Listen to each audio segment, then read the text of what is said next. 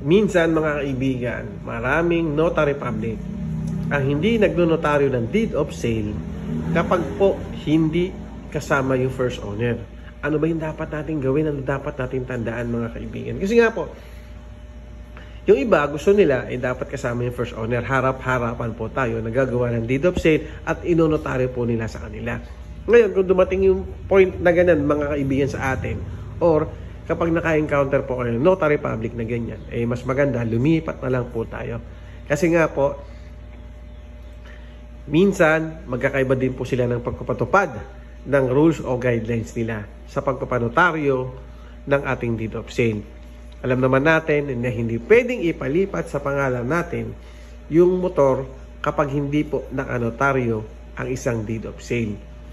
Kaya, mas maganda maghanap po tayo ng notaryo na mayroon pong deed of sale. Kasi ipanotaryo po natin mga kaibigan yung ating deed of sale. Kasi po, alam naman natin mga kaibigan, lahat po ng pwede natin gawin o sistema na gagawin natin, eh dadaan po yan sa notaryo. Halimbawa po, nawala yung plaka natin.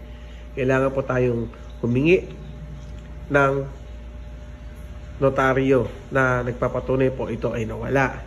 Kung nawala din po yung ating lisensya, kailangan din po natin kumuha ng notaryo. At lalo na kapag tayo po ay bumili ng sasakyan, motorsiklo man o 4-wheels, eh kailangan po natin ng deed of sale. Tandaan nyo mga kaibigan lagi na huwag po kayong bibili or hanggat maaari, huwag po kayong bibili ng motor na walang deed of sale. Okay?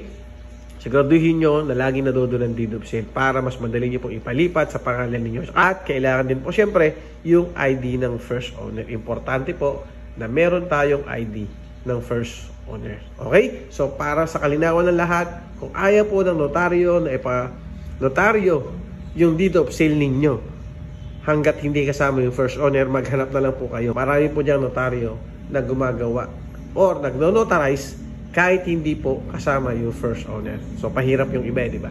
Okay? Yun lang. Thank you.